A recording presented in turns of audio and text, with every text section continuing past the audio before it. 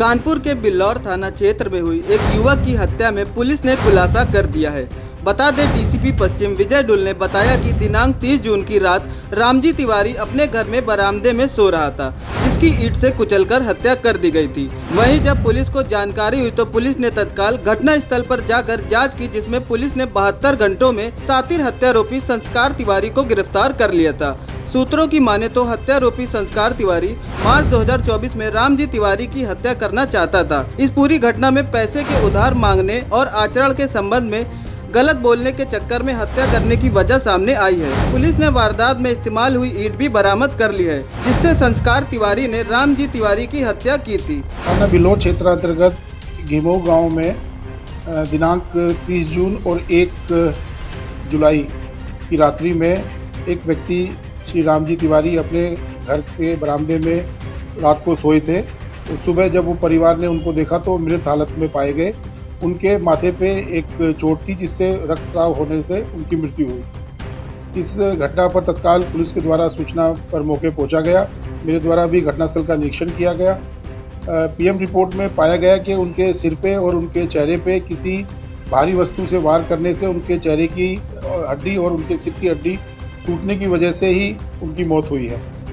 इस संबंध में जब विवेचना की गई तो जिस प्रकार से घटनास्थल पाया गया और जो मृत्यु के जो साक्ष्य मिले, उसमें ये पाया गया कि ये किसी नज़दीकी व्यक्ति का ही काम है, क्योंकि उस गांव में जहां उनका घर है और जिस प्रकार से जो क्राइम सीन का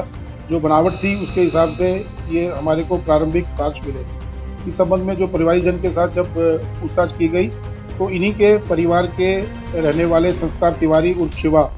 जो कि इनके रिश्ते में भतीजे लगते हैं, इनके साथ ही बुक और किताबों की सप्लाई का काम इनके साथ मिलकर करते थे। इनसे पूछताछ में ये बात जानकारी में आई कि मृतक रामजी के द्वारा शिवा तिवारी के साथ विगत कुछ समय पहले उनका दुर्व्यवहार किया गया था और शिवा तिवारी अपने व्यक्तिगत जीवन में कुछ परेशानियों से गुजर रहे थे। उस समय जब उनके द्वारा मृतक से मदद मांगी गई तो मृतक के द्वारा जिन शब्दों का प्रयोग किया गया उससे ये क्षुब्ध हो गए और ये मौका ढूंढ रहे थे कि मृतक के साथ अपना जो उन्होंने उसकी बेइज्जती की उसका बदला लेने के लिए। घटना से कुछ दिन पहले भी इन्होंने इसका प्रयास किया था, लेकिन गली में कोई व्यक्ति जा रहा था, इसकी वजह से ये उसी लोग घटना को नहीं कर पाए। ये इन्होंने पूरी रणनीति के तहत जो वहाँ पर एक सीसीटीवी लगा हुआ था, लगभग 10 दिन पहले उस सीसीटीवी की लीड भी इन्होंने निकाल दी थी, ताकि ये बहाना बनाया जा सके कि सीसीटीवी पहले से ख़राब है और वहाँ पर घटना की कोई रिकॉर्डिंग ना हो।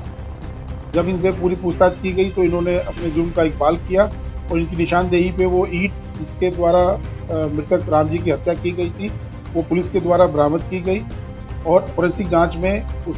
ईंट के ऊपर जो रक्त का नमूना पाया गया, वो मिलान करने पर मृतक के रक्त के साथ उसका मैचिंग पाई गई। जो इसमें एक्यूज्ड है, ये पहले शहर में प्राइवेट जॉब करता था, उसकी जॉब छूट गई थी तो उसने मृतक से पैसे मांगे थे, जिसको मृतक ने उसको पैसे देने से मना कर दिया था और उसकी काफ़ी, मैंने बताया कि उसकी व्यक्तिगत जो उनके ज़िंदगी के फैसले थे उसको लेकर उसको काफ़ी कुछ बुरा भला कहा था, जिससे ये क्षुब्ध हो गया था और तब से ये मौका ढूंढ रहा था। इसने इस संबंध में जो इसकी एक महिला मित्र है उसको भी इस संबंध में उसने इस बात को बताया था कि मैं मौका पाने पे इसको मैं छोड़ूंगा। इस घटना में महिला की कोई इन्वॉल्वमेंट अभी तक नहीं आई है, तो बाकी विवेचना में जो चीज़ें आगे आएंगी उसके आधार पर कार्रवाई की जाएगी। जो जिस टीम के द्वारा इस एक ब्लाइंड मर्डर केस का अनावरण किया है, उसको मेरे द्वारा 25,000 रुपये पुरस्कार देकर उनका उत्साह